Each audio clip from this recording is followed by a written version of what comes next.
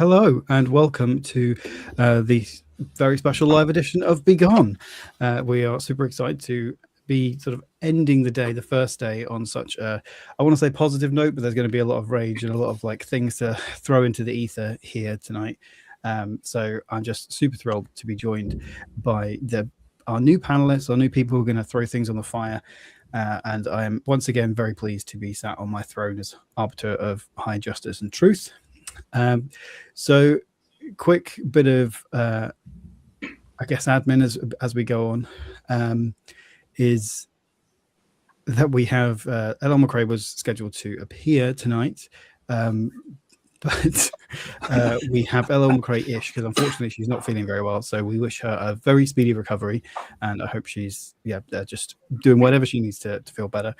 So in her place we have an imposter. We have Ellen McRae-ish. We've got our lovely Fraser Armitage back with us. So, Fraser, how are you feeling?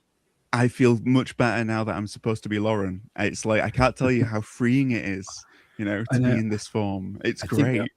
Yeah, maybe she didn't think through like all the things that you could say as Lauren, and she's going to be cancelled by the end of the night. Exactly right. I reached out to Lauren, and I do have her answers, so I am going to be arguing as Lauren. Oh, right. Okay, I love it. Wow. I was this close to being like, how can I dye my hair blue between panels? But yeah, unfortunately, you'll just have to imagine me with blue hair. Sorry. Only there were a filter for that on StreamYard, we'd be well in. Amazing. Okay, so that's Fraser. We know you, we love you. So let's go to our other panelists. So we are also joined by Thomas J. Devons. Thomas, how are you doing this evening? I'm doing great. Looking forward to complaining about things. Well, yeah, we love to do that over here in Britain, so we're glad that we can extend that to you as well. And Simon as well. We've got Simon Q and the amazing Simon Q here. Simon, how are you doing this evening? I'm doing very well, thank you. Yes. Yeah, all good. Although I've just learned this is live, so that's like, whoa. But that's fine. I probably should have read the email. So, or maybe that's the first thing that you'll be putting forward to your Begone surprise live streams. That's my main bugbear in life. Emails I'm supposed to read. Is that words? This is not a good start. Words are going to be gone after this. So much easier to just delete them. Yeah, I mean I can write them, but reading them is such a pain. Oh, exactly. Okay, so for anybody who doesn't know how Begone works, we basically are going to have a few rounds of this, and we're going to pick like themes for things that everyone's going to pick something from that theme that they're going to make Begone. So we're going to start with like things from real life that people might like make Begone forever. So this could be, something silly like, I don't know, just like paper airplanes, or something super serious. I think last time we had like capitalism. So, we've got a really wide spectrum here that we're working with. And then I, as arbiter of all truth and justice, will make one disappear. And I will not be blamed for what is left behind. That's not how this works. What if one of us wants to banish the arbiter of truth and justice? Then I don't want to like predict the future or anything, but you're probably not going to win that round. Right. Okay. I think if that's just throwing that out there, that might be Understood. a little too out there. We don't out of all the things in the universe I want to get rid of, it's you, Alex. That was again. Is this another thing of like, I didn't read the email. I didn't realize you'd be here. No, it was just a theoretical question. It wasn't anything to do with you, Alex. I'd like to get rid of tyranny, specifically Alex tyranny. It's too late for that. Okay, so the first round is so say something from just like their non-writing life or real life that you'd like to banish forever. So Thomas, can I start with you, please? What would you like to banish forever? All right. So I will admit I went for the low-hanging fruit here. It's something, this argument has been beaten into the ground again and again, but I've gotten another email this morning that decided I'm definitely going to do this, from one of those things that tends to use the time-tested traits of both cults and sleazy pickup artists of love bombing and negging, where you get an AI bot saying how much they love your book and all of these things with just inputting every little bit of every review on Amazon, including your author bio, which kind of gets weird when it's like Mr. Thomas Devins from the Catskill Mountains. You shouldn't know that. And then it proceeds to tell you how much this person and their very small, tight-knit community of 50,000 readers want to read your book because no one's ever heard of it. You're nobody. Who cares about you? So I have chosen AI in general. What? Okay, that started really specific, and then you just like just blew that out at the end there. Yeah, I've had my fair share of those. I'm sure we all have, and they always are like languishing. You're like, oh, you're languishing in obscurity in my small group of like, and it's always like 3,000 to 5,000 readers in this book club that I seem to be getting, the particular AI bots that are chatting to me. Yeah, and sometimes you'll get like their names will be something like Shelley Mary or Christy Agatha. Yeah, I got an email the other day. It wasn't a big long one like that, but I did get an email from Rebecca Yaros the other day, which I really don't think I did. I really don't think it was her. My Lovely. big worry is that somewhere there's a real person sending these emails out and just being ignored constantly. Why is no one? I'm just trying to help these poor writers. You do say that though, but I got one of the ones that I got still had the prompt at the end of like, would you like me to write this again in a slightly more I'm gonna just check my Instagram because I put it on there because the way they described it was really I was like, I would never respond well to that. It was like friendly psycho or something. Oh, playful psycho funny email. I was like, shall I turn up the psycho funny part of it? Like, please don't. Absolutely, please don't. Okay, that's a strong first pitch we've got for AI in general, as well as especially psycho funny AI images. Simon, what is your thing from real life you would like to make Begone? So I started out by thinking big, and the names of various politicians came to mind. But I decided not to go with them. I was thinking about this today, and I was actually going to the supermarket to do some shopping. And it occurred to me that what I would like to get rid of is the post-apocalyptic chaos that unfolds in every supermarket I've ever been to. So I say this because if I drive to a supermarket, I follow the rules of the road, I drive on the right side, I obey the traffic lights, I follow the signs. We all do this because we all know that by doing that, we'll all get to where we're going pretty safely. And then you get to the supermarket and people are just given trolleys and then just let loose with no rules. And they're fighting against each other and they're just abandoning their trolley halfway down an aisle and they're just generally causing chaos. So I would get rid of that. I would institute a proper traffic control system in supermarkets. I would have one-way aisles. I would have traffic lights. I'd probably even have speed cops, like special trolleys with lights on, maybe, just to patrol the supermarket and make sure people are following the rules. So I would get that chaos of people just getting in supermarket chaos, getting in my way when I'm trying to do some shopping. I would get rid of that. I'm loving how that felt quite general with the supermarket chaos, and it, especially after you saying you would get rid of. Well, I mean, I realized I suggested you said that you were going to get rid of tyranny, and then you sort of implanting that specifically within supermarkets. So you've got sort of a supermarket, not so secret police. Yeah. Making sure people aren't. And I seem to have swung towards tyranny as well, but but then to your benefit, I feel like, so that's okay. Yeah. I mean, that's right. Yeah, if I can get my shopping done more quickly, then that's all good. Right? Exactly. So it's sort of, does it start outside of the supermarket, like you sort of get led into the car park with like a convoy? No, the car park's fine. Something happens as soon as you get in the doorway, and then people just start behaving like crazy people. They're just leaving trolleys in my way and just barging into me, and it's just like, it's madness. It has to stop. So here's the thing, right? I have been glitching like crazy. Hang on just a sec. Whoa. I have been glitching like crazy, and I have not heard in depth what has been going on, because I think that the AI bots want to protect me from Thomas's, right? Because I got that much, right? And I think that the supermarkets have somehow hacked into my machine, and they don't want any kind of sort of like comeuppance. That's what they do. I think that the world is trying to protect Lauren from these things. So I mean, but I think strong entries, because I was in Malta once, right? And the way that they did their the way that they drive on the roads is the way that they drive their trolleys, which is very aggressively Right. and very impolitely. Right. And to have a universal system of trolley maneuvering would be absolutely fantastic.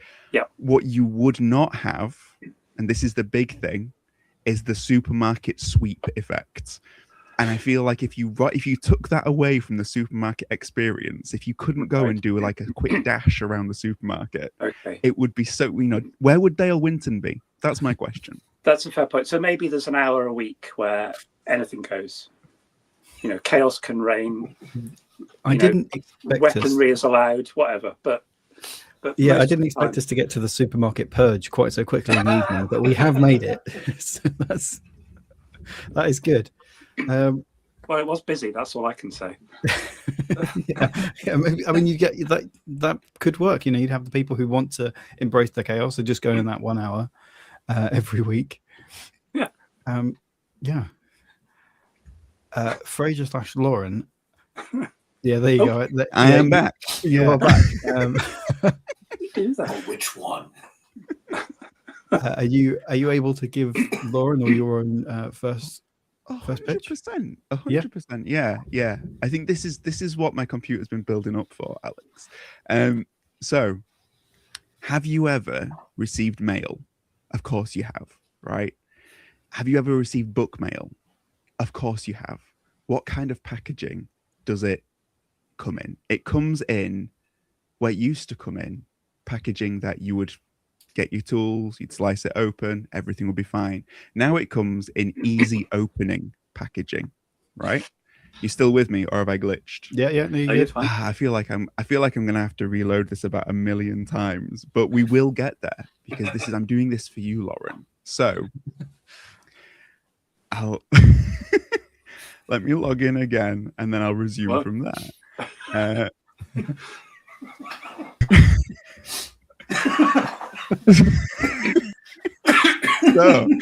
So it now comes in easy opening packaging, right?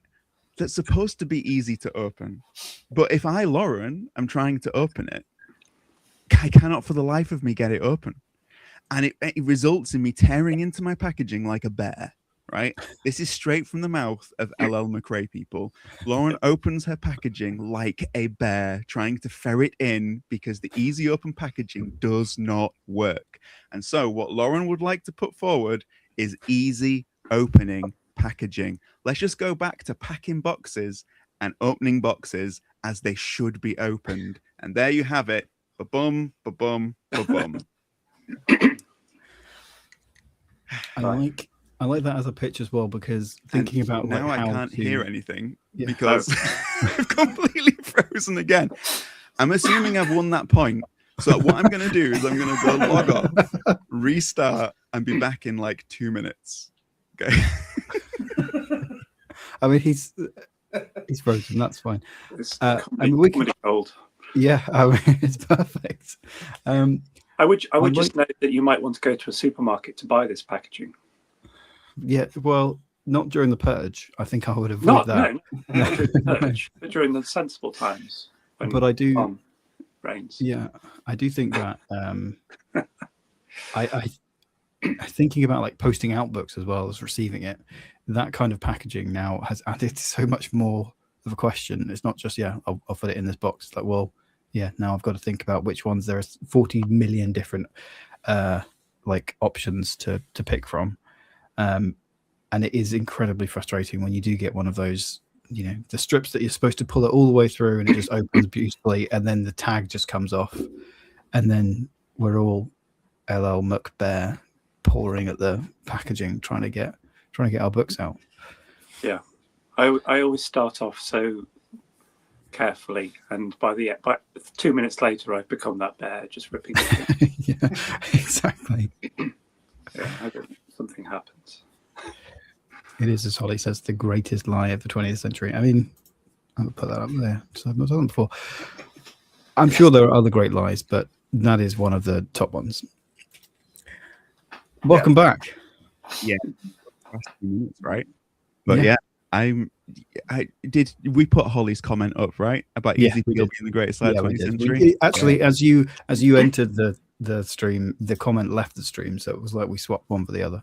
Just saying, like, you know, I feel like the universe agrees with Lauren, you know. So I just hope I put it across in the way that Lauren would. That's my main aim tonight. So, but yeah, easy peel packaging.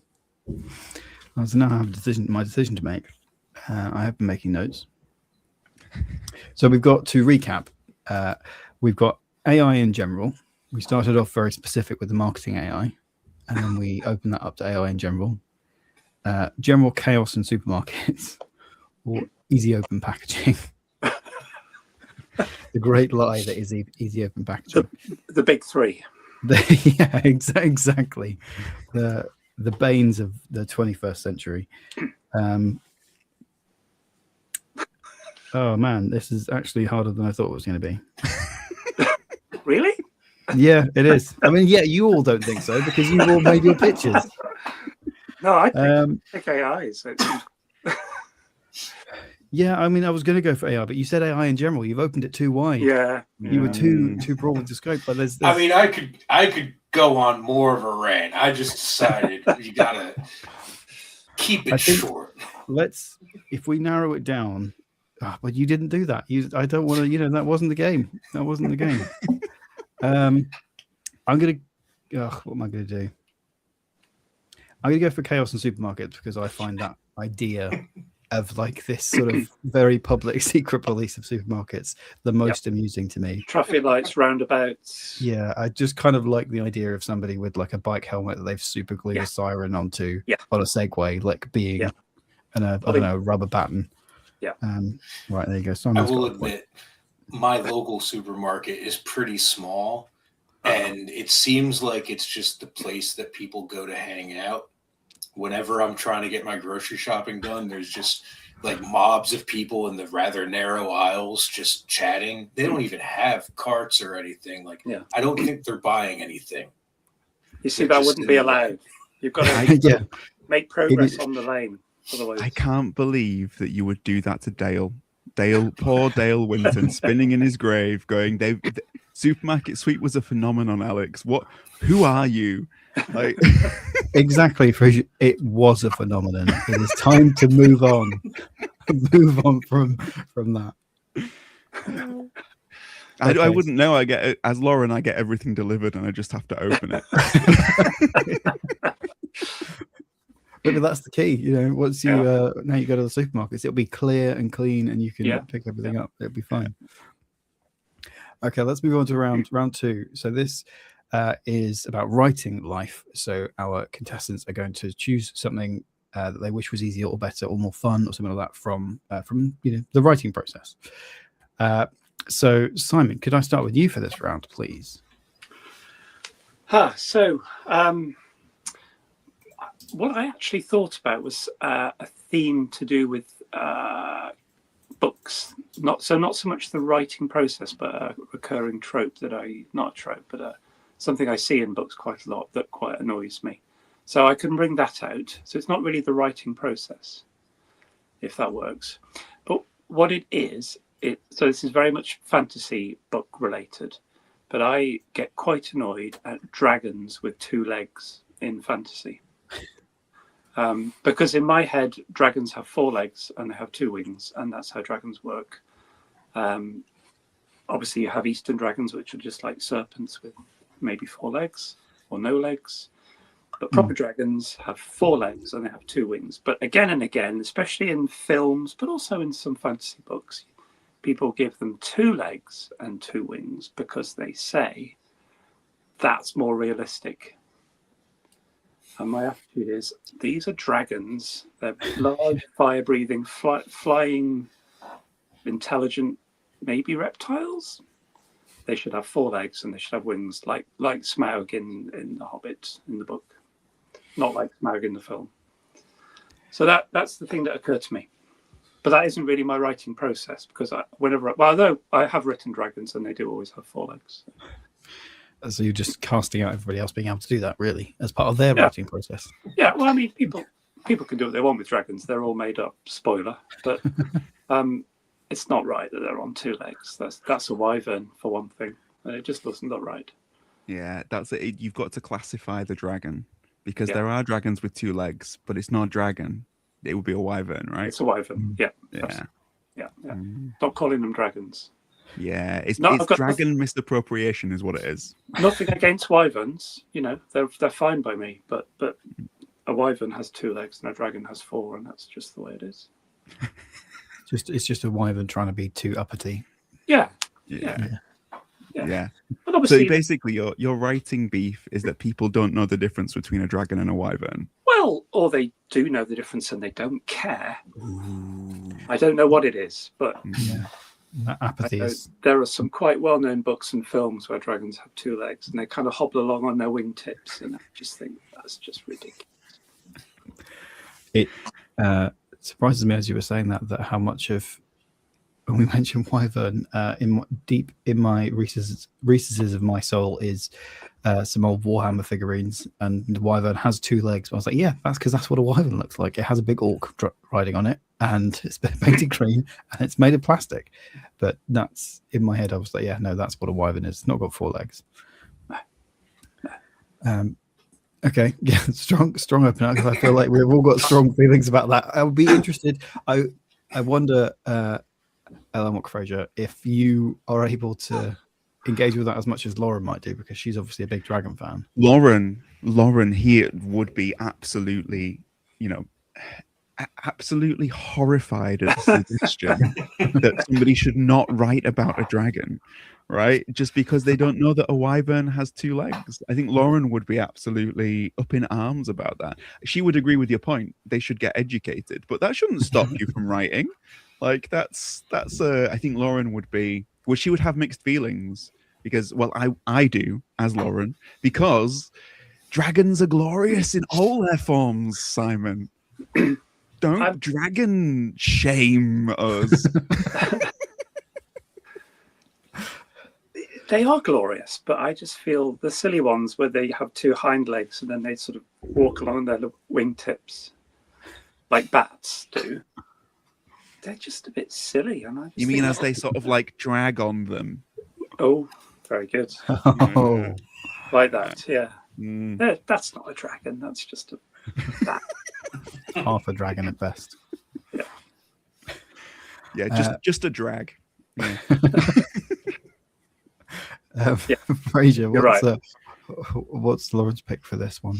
Okay, so this Lauren wrote an entire thing about this. Okay, but I'm not gonna go, because with Thomas's getting picked up on being too broad, there's so much to this. I don't want to take it into too many lanes. Okay. I'm going to summarize this point to say that there is a double standard between the expectations of what can be done in trad and what people are praised for doing in trad, and what people can do in indie and what people are praised for doing in indie. And the example that she gives is, for example, when trad published authors write experimentally, they get praised for it. But when indie authors write experimentally, it's quite often criticized as, well, you don't know what you're doing. And so because of that, it's a case of what indies and it's the divide between indie and trad authors, in that one feels like it's critically legitimate and the other feels like it's lesser somehow. That is Lauren's pet peeve. That's what she wants to be gone. She wants everyone to have an equal playing field, all writers be writers, and if something's experimental, it's awesome across the board. That's Lauren's piece. Yeah. And I shall now waft my blue hair and rest my case. I think that's a very interesting thing to raise. I think, yeah, especially with that, experimental point. I think, yeah, I'm sure that I can't think of any examples specifically. I wonder if Lauren's got any that she was pointing to, but yeah, I can definitely see that. And yeah, the impression of the gatekeepers still having that weight, I guess, isn't it? They've gone through the gatekeepers, therefore it's already reached a level that self-publishing hasn't, or an indie author or creative hasn't, which is, I suppose insulting in a way, really. Yeah, no, I can definitely see that. I'm reeling from that now. Like the injustice is slowly simmering. Yeah.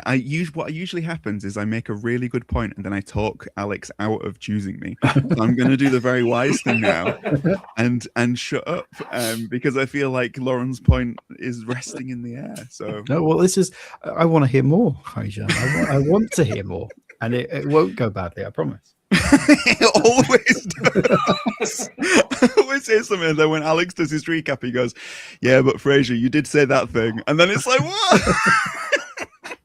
I also enjoy how you say "always," and we've done this once. Yeah, exactly. See. But that was separate to your point, though. That was separate to your point, so it's fine. It's fine. No, I think that is very interesting. And I'm also thinking of we've got the merch panel coming up that we've pre-recorded. I think that's on Sunday for this part of this Big Indie Weekend, and we're just talking about like Adrian M. Gibson was talking about making the sort of standard editions of his books to sort of as special as he can be, and just people maybe not appreciating that aspect of the indie thing, but yeah, so I can see that in lots of different aspects. So I'm just going to let that reel with that. So Thomas, what's your one for writing life? Obviously, gatekeeping dragons. God damn it! Who cares how many fucking legs they got? 8. Give them 8 legs. Yeah, 8's fine. Happy with 8. There's more than 2. Oh, okay. Never mind. We're in agreement. No, seriously, I was going to go with, funnily enough, with the previous panel, which I was unable to catch most of because I had to go shovel. But it was gatekeeping subgenres. Right. Which I prefer, like, subgenres should be a way to help point people in a direction, not a way to concretely define a book. Like, it should give you an idea of what to expect rather than being like, this is exactly what's going to happen. All of these, every single item on this list will be met in this book. I think it's nothing. Everything should be able to spread out into whatever form it wants. This is just a thing that you're like, okay, it's grimdark fantasy. There's going to be some grittiness to it. There's going to be some morally gray characters, but it can still have humor and there can still be some sweet moments. Like, that should be acceptable. Like, these are just to give an idea to help people find something rather than saying this is exactly what this needs to be. I think it's interesting you say that as well, because I didn't manage to catch all of the previous panels that Fraser was doing with subgenres, but somebody said also, finding and having that guidance of what it is about, but also pushing away, I don't think they phrased it like that, but the people who, the wrong readers for you, like, a sweet romance person probably isn't going to want that grimdark thing, even though, without being too prescriptive. Those are 2 excellent ideas, and in fact, I'd like to withdraw mine because on reflection, just write dragons however you like. That's absolutely fine. But gatekeeping and genre labels are really annoying, and one of the two should win this round, I- and just I let feel- dragons be. I feel like Or that's a trick, Simon. I feel like you're tricking No. Alex into choosing you because of how nice you're being. No, No, if you want to find out more about subgenres, go check out the previous panel. But one of the really good points that was made is that there is an awful lot more gatekeeping in some subgenres than there is in others. okay. So it is very much like a scale. And I think that we see that, like with romance, you are, unless you give a happily ever after. I think the expression was there is hell hath no fury like a romance reader scorned. I think is the expression. But in terms of sort of other things, other genres, you might be a bit more free to experiment. So it would be nice if that was seen across the board. That would be cool. Yeah, I agree. So only two good options for this, as Simon's withdrawn. Before you get antsy, Fraser, I meant the fact that Simon's withdrawn, not the fact that I'm going to crush Lauren's dreams. Poor Lauren, she's got a headache. You know, she's in pain right now, Alex. I really did like that one, though. I mean, The even ground is a. I am going to go with that one actually, because although I was going to draw it out, but never mind. I think that's. I think now that I've picked Lauren, is there anything else from her pitch that you want to mention as well? Or I cannot believe it. Alex actually picked something. This is historic. Like I've played Begone with Alex before, and this is the first time I've ever been picked for anything. Is this what it's like to be Lauren? Wow.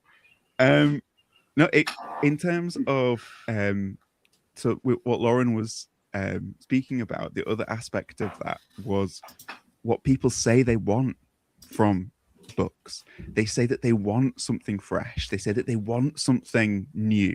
And then when you give it to them, they're like, oh no, it's not the thing I wanted. I just wanted a slight variation of this thing. And it's like, it's such, whereas in trad, when they say, oh, I want something new, and someone does something new, it's like, look at this new thing that's been created. And it's like, in some ways that kind of ties in with Thomas's point, which is that, this expectation of readers, when it comes to indie, it's almost like there's a different expectation. And I feel like she's absolutely right with that. It's, if you want new, embrace the new. And if you want a slight variation, if you want a tweak, say that that's what you want, but I think that would be helpful for writers, because then they can give you what you want, Yeah. My thing with counting legs sounds increasingly petty. We love the pettiness, Simon. This is it. But this is exactly the point. If a trad author releases a dragon book and the dragon's got 2 legs, nobody bats an eyelid. But if an indie does it, it's like, that's our wyvern. It's like, this is specifically just Simon outside being like, no. I can live with that. Yeah. My next book, the dragons are just going to be dogs. Yeah. I'm gonna have a 3-legged dragon next. So I'm gonna do with 1 3/4 legs and see what happens. Just gonna go around in circles, mate. That's why it needs the wings. Yeah, that's fair. Perfect. Okay, moving on to round 3. So now we're going with story life. So we've done writing life, and now we're going to be honing in more on our panelists' individual sort of story worlds. So they're going to choose something from their stories or worlds rather that they want to erase or undo. So this could just be a spelling mistake from their first book, or a character they dislike, or maybe part of their world that's like really creepy, or they wish it wasn't. So I've thrown myself on the fire with this before. Like I've in my first book I've written like fired arrows, and that's not how you fire arrows. You loose arrows. Okay. Yeah, and side note, I think I mentioned this last time in the last Begone, maybe, but we were watching Lord of the Rings over Christmas, because we always watch Lord of the Rings over Christmas, and in the Battle of Helm's Deep, the Rohan guy says fire when they do a volley of arrows, but in Elvish he says release your arrows. So I feel like Tolkien didn't make fire, as a verb in Elvish because he knew what he was doing. If your arrows are on fire, do you loose fire arrows? Yeah, I guess so. Yeah. Yeah. It's a loose fire. So there you go, Alex. You see, fire arrows, not entirely wrong. Yeah, but that's a noun rather than a verb. Yeah. Can't help you I there. just I'm can't afraid. agree with you, Fraser. I just can't do it. Not on air. As soon as I break character, I'm like, gone. Yeah. Okay. Wait, your hair's not blue. Okay. Right. Story life. Fraser, would you like to start us off with this one? Yeah, Lauren has a tendency to recap things with new chapters instead of charging full speed ahead. She does a little too much meandering and lingering, and sometimes not enough forward movement. So basically, Lauren does not trust her readers. No, I'm only kidding. I told you we were going to get her cancelled.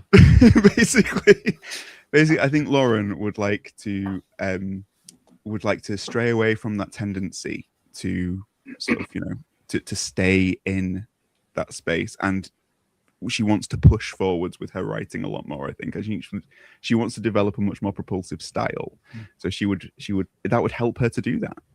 I can definitely understand that. I think I do that a lot, and when I'm drafting as well. Like if you come back to a chapter, you kind of write something again, and then as you read it through, you're like, oh, actually, I've already mentioned that like 4 times in the last page because it's taken me 3 days to write this 2-page section. I can definitely understand that. Lovely. Thomas, what about you from your story life? I would probably go back and make my first novel not be set up for a series. I didn't know what I was doing back then. Why did I plan to have this be 6 books? Now I've had the 3rd book about 90% done for the past 3 years. And then I keep setting it aside, and I'm like, okay, I'm going to go work on that one again. Oh no, I don't know what's going on. I have to go back and read these 100,000 words to refresh myself so I can write the last 3 or 4 chapters. And then I just set it aside again. If that first book was a standalone, oh my, that would be so much easier. Yeah, that's what I did. Yeah, that's what I kind of very deliberately did that. I was like, I'm gonna write like a standalone one, and then see where I get to. Yeah, that must. That's just that extra weight of the momentum is just completely gone, I guess, from that thing. So it's And I'm looking forward to getting back to it, but it's also why I've kind of switched over to writing standalone novellas. These are short. Yeah, I don't have to have everything following each other up. It's nicer. I will say you've already got an extra vote, Thomas, for this one from Holly. As you are apparently describing her life. Yeah. Well, Lauren's written many series, and Lauren loves series, just for the record. So well done, Thomas. That's a good decision as far as Lauren is concerned. I, who have never written a series in my life, I'm with you. But Lauren, who's a series writer, Simon, what about your story life? So strangely, mine is actually quite like Thomas's, but also slightly different. So I have written series, and the thing I wish I'd done, and this is going to sound stupid again, is I wish I'd written book 1 and then book 2 and then book 3 and so on in the traditional order of numbers. So with my I've written a science fiction trilogy, Triple Stars trilogy. I actually wrote book 3 first, then book 1, then book 2. So they're in, as you read them, they're in the right order. But I wrote book 3 thinking it was a standalone novel, and then thought, no, wait a minute, this should be a trilogy. I'll go back and write book 1, and then I'll write book 2. And it's a complete pain, and you should never do that. And I vowed I would never do it again. Next month, I have another science fiction book coming out. That is book 2. It's a new series, but it's going to be the second book in a trilogy. So I will write 2. I'm currently writing 1, and then I'll write 3. So I've gone 3, 1, 2, and I've gone 2, 1, 3. And it's insane. just don't do that. I have written the first series I ever wrote. I did 1, 2, 3, and it was so much easier. So You've done all the combinations. That's amazing. well, nearly, yeah. I haven't done 3, 2, 1 yet, and I'm not going to do that. Someone else can do that. I like, because everyone always asks if you're a pantser or a plotter, and then they're like, "Oh, so do you just start at the beginning and work your way to the end?" And no, you start at the end and work your way to the beginning, or in the middle, and then It's worse than that. Yeah, I start in the middle and then sort of tunnel outwards. Do you know what would be good? Is if the more that you wrote, the more you wanted to add on as a prequel. So you could start with 3, and then you'd write 3, Oh. and then you'd write 3, and then 3, and then 3, and you could just Wow. keep writing book 3 forever. But you could go like part 1, part 0, part -1, part -2. There you go. Oh, Just- if we're going into minuses, that would Yeah. be great. I mean, there are Yeah. minus numbers, but Yeah. many as you need. in my experience, book 3 is always the worst one to write. So that just sounds miserable. Well, there you go. Write it first, and then it's the best one. If you start with book 3 as book 0, then technically you are going up, because you could write book 0, book 1, book -1, book -2, book minus. That would be great. I mean, honestly, just we've all learned the numbers. It's 1, then 2, then 3. They teach at day 1 of school. Just do that. It's so much easier. We're not a you maths crowd here, I Simon. was going to say, you're good with the words, Simon. Maybe not so much with the numbers. Okay. ABC then, but just not CBA, not BCA. Oh, Yeah. okay. So we've got sort of chapter recaps and forward momentum to, or not enough forward momentum rather, to get rid of on Lauren's behalf, making your first book not a series for Thomas, and then not writing your books in numerical order for Simon. Well, they So are I in numerical order, just in the wrong numerical order. just to be clear, They're always the correct order. 3, 1, 2 is a Are numerical they order. in, Yeah, are they in sorry. alphabetical order, Simon? That would be good. Like, forget about the numericals. If they're alphabetical, that would be great. Oh yeah, that would be good. Yeah. Why don't I do that? Yeah, just to make it interesting. Yeah. A 26-book series starting at A, ending in Z. Yeah, I'm not looking forward to X, but Okay. So I think for this one, Sorry. it's all right. I think for this one, I'm gonna make Thomas's book 1, the fact that it is a series, I'm gonna make that Begone, because you seem to be stuck. Sort of that's really messing with the momentum of that series. And Simon, as much as that might be frustrating, you are finishing those books. You are getting through them. Yeah. And I think Lauren is a great writer. So I think that's. Sorry, I'm not sorry.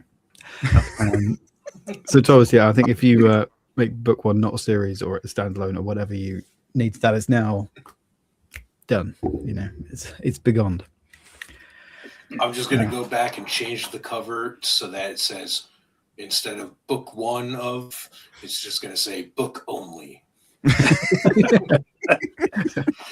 A book. yeah, book 1 of some. Oh, and ignore the sequel. Yeah. Okay, so that actually gives everybody a point. This is our last round has been so far in our episodes of Begone been a winners round, but actually now we're going to have to use it as a tie break. Oh. So this round we're going to stick with tropes, hopefully. So we're going to go around to our panelists and see a trope they would most like to banish. And normally with a clear winner, we would sort of still get everybody to say them, and then the winner could sort of choose which of those 3 they want to get rid of. But unfortunately, I'm going to take the heat for this one today, because I like to give away that sort of danger for Begone, but I can't do that today, so that's fine. Right, so tropes. What trope would you like to make Begone? Thomas, can I start with you? I feel like most tropes can be done well, depending on who's doing it.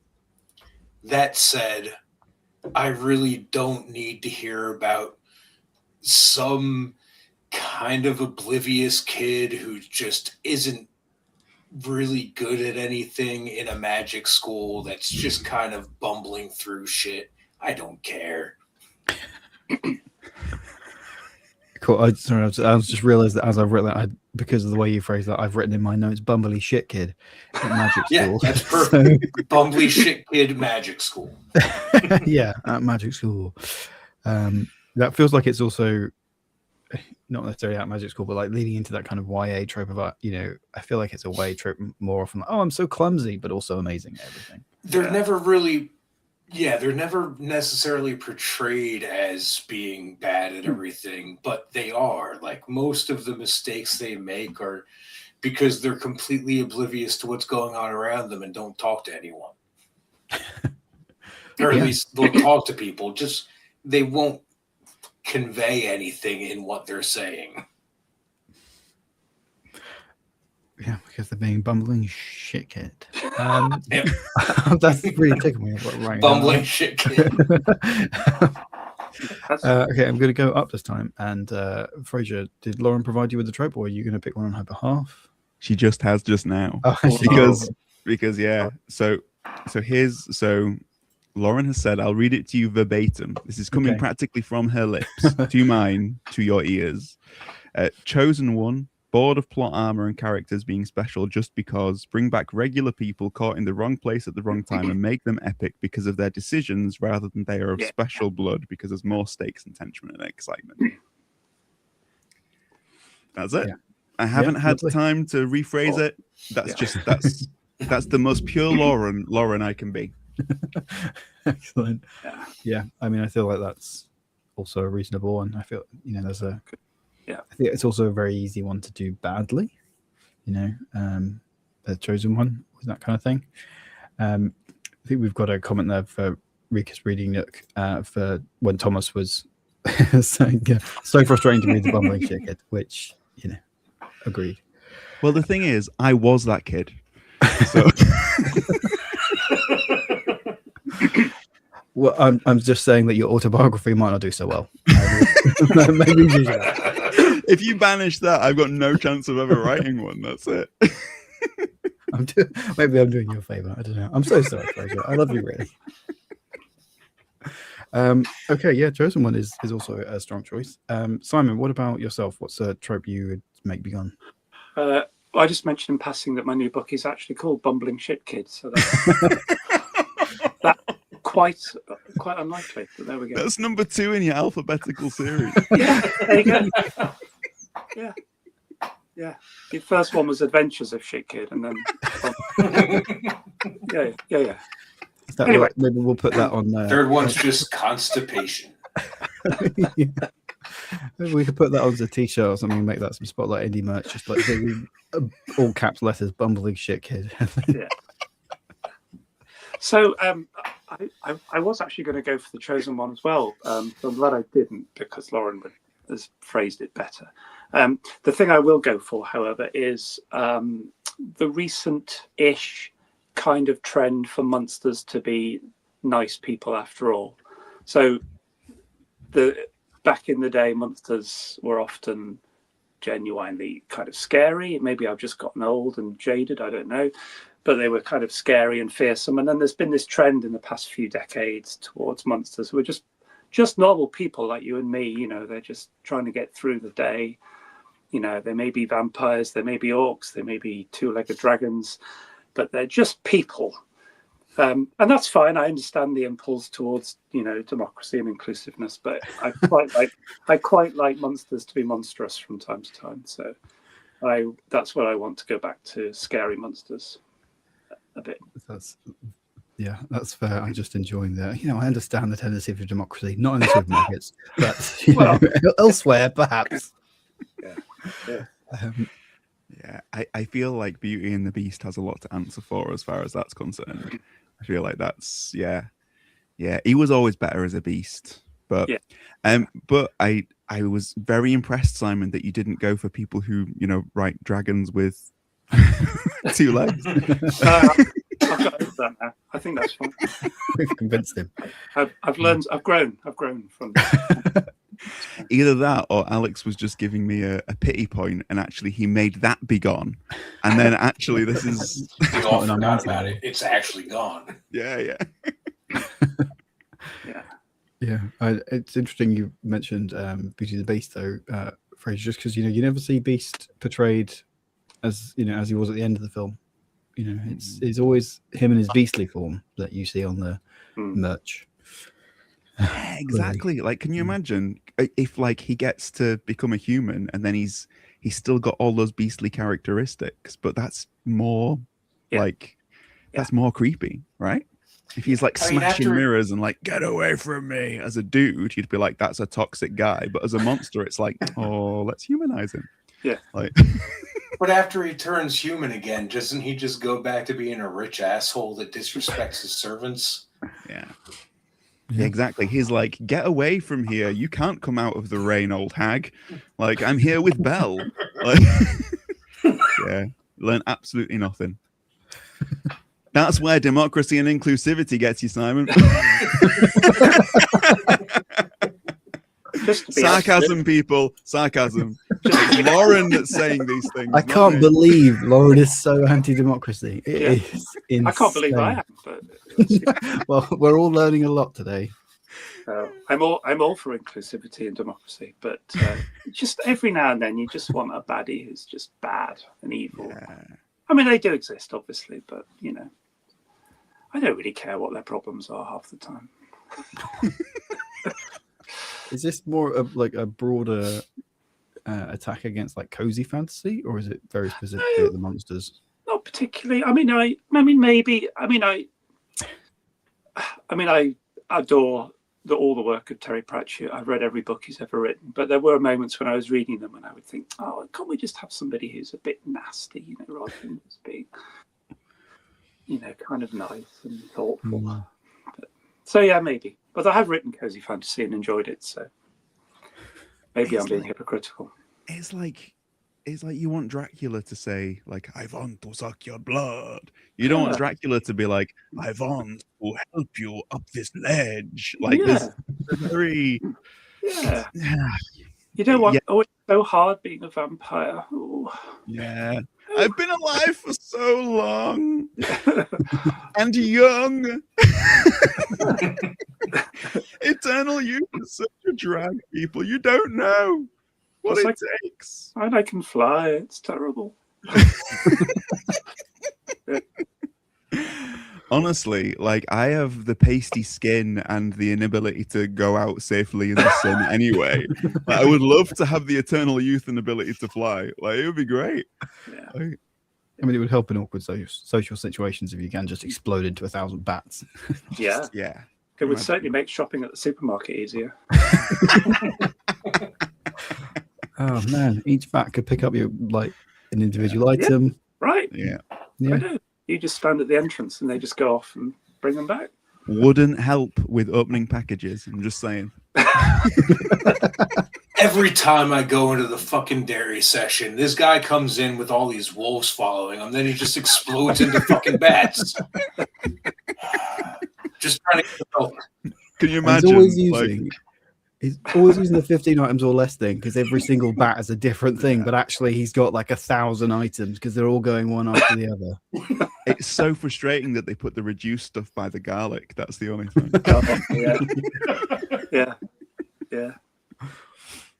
Now imagining this supermarket secret police to have a Van Helsing division just to keep them away from. That's how you know it's a vampire. Right, because you do the supermarket sweep and you put the last item by the garlic, right? Not in Simon's world, I'm afraid. But I wouldn't be allowed. This is tough, Alex. So yeah, that's my trope. Nice monster. Yeah. So we've got the bumbly shit kids, the chosen ones, and monsters being nice people. That's what I've written down there. Yeah, although I do like nice people, just to be clear. Just not when they're monsters. Just for the record, Alex, if I was Frasier right now and not Lauren, I would say that my trope would be men choosing men over women. That would be my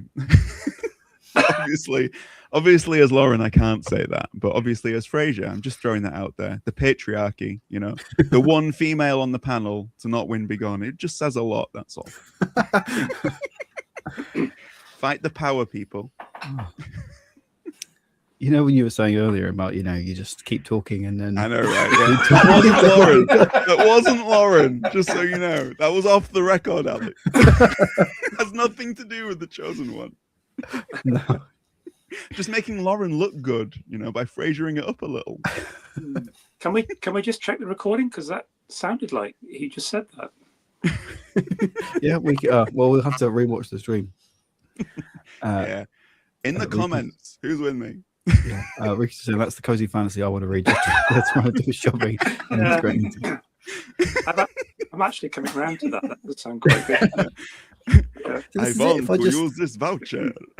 Yeah. If I just like let you know, guys, keep going, you just sort of talk yourself out of your own tropes. It's fine. It's all good. Well, you know, it's therapy for me, so that's Yeah. fine. Yeah, exactly. But the bumbling shit kid's always in the way and obnoxious. Yeah. Just as long as the Dracula doing his shopping isn't the chosen one, because that would be awful. Yes. Absolutely. Okay, I feel like the Dracula doing his shopping, I feel like that is kind of very similar to like what we do in the shadows. It's not, I haven't watched it in ages, but they're sort of quite normal vampires. They're still trying to be vampires, but they're also just like really shit at it. So Yeah, but they're not proper monsters, you see. no, they're bumbling shit kid vampires is what they are. Yeah. I think I don't know. I'm torn between, because I think the monsters being nice people. I think you mentioned Pratchett, and he's got a lot of, you know, things where he does do, you know, the monsters aren't typical monsters. So I think we're gonna shelve that one, I'm afraid. So it is between the bumbling shit kid and the chosen one. The bumbling shit kid always is a chosen one. Oh yeah, this is it.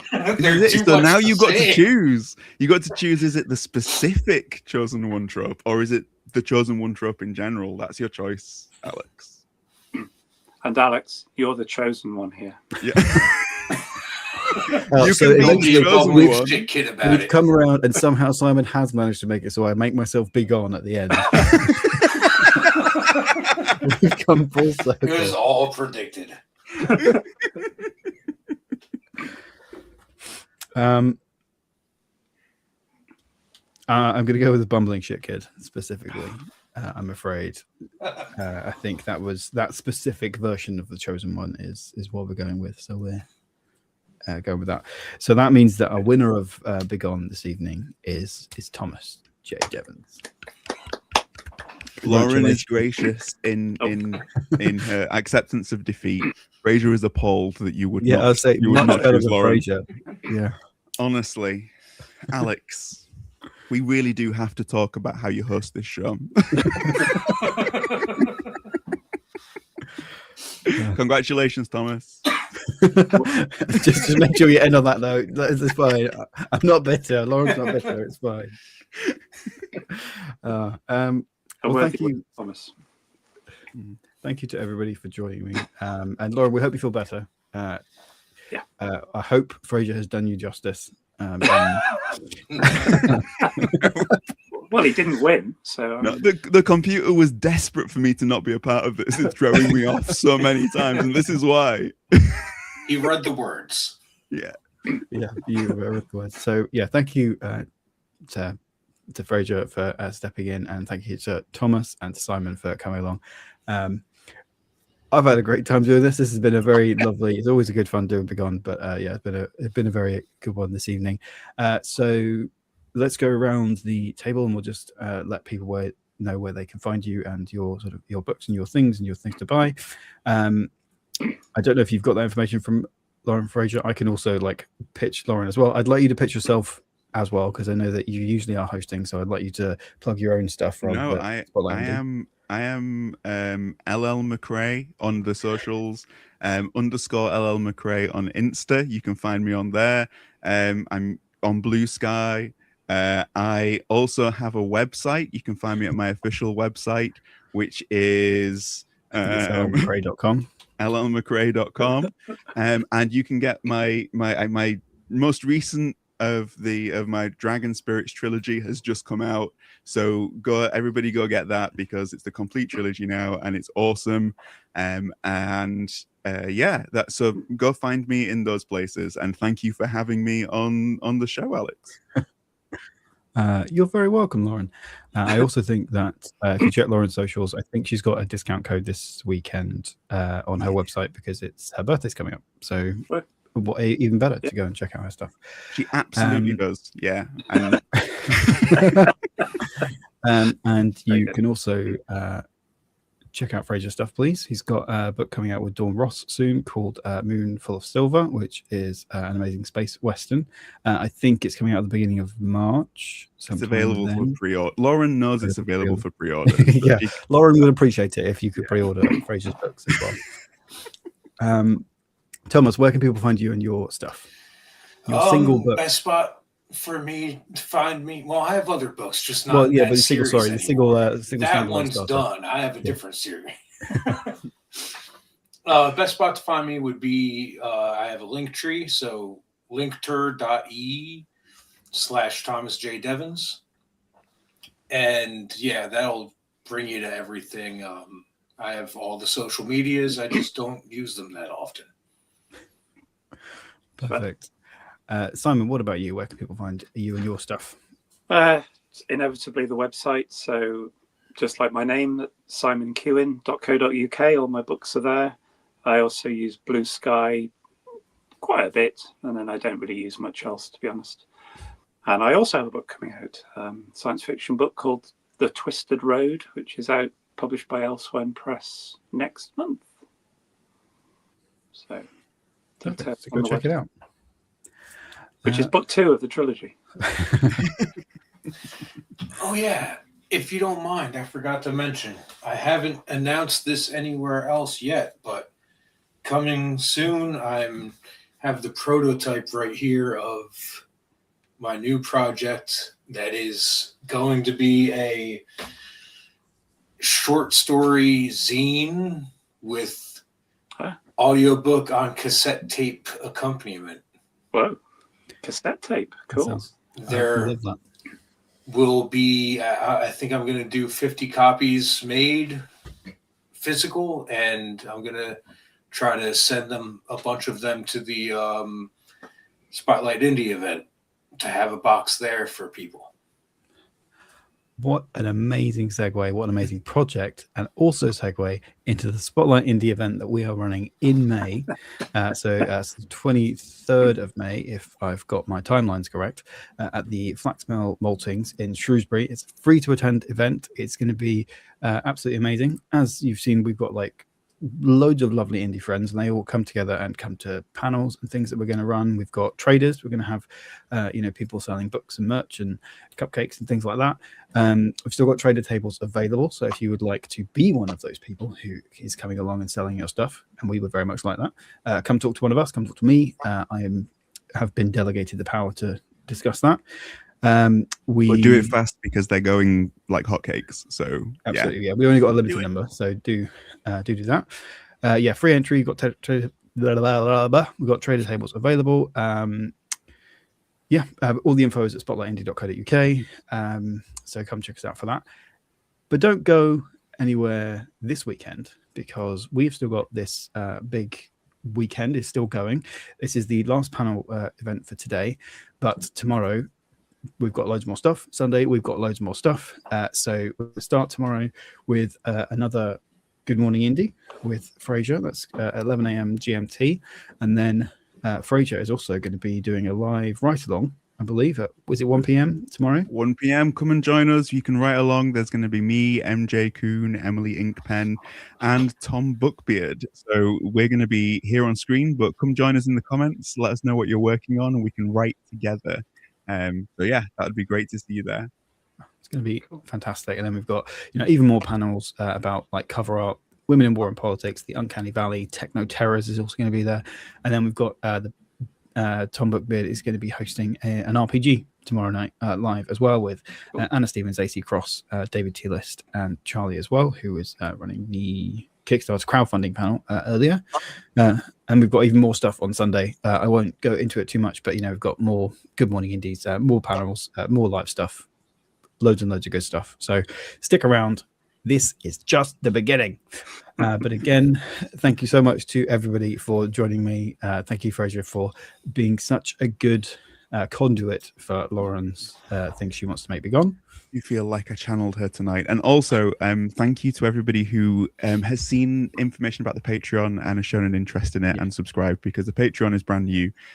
So over this big weekend, for everybody who goes in and joins the Patreon, we just want to say a big thank you. So thank you from Lauren, thank you from me, thank you from Alex and Holly and everyone here. And also thank you to everybody who's watching right now and has joined in the comments. It's I know I haven't highlighted them all, but it's been really great to see you joining in with that. And I hope you're not too furious with the decisions I've made, although your fury sustains me, so I don't mind that much. So thank you again to Fraser, Thomas, and Simon. Lauren, we hope you feel better. What a way to wrap up this today. So yeah, come find out what's going on tomorrow. Go watch the other panels if you haven't seen them from today. And just thank you so much, and we will see you all soon. See you. Bye-bye. Bye. Bye.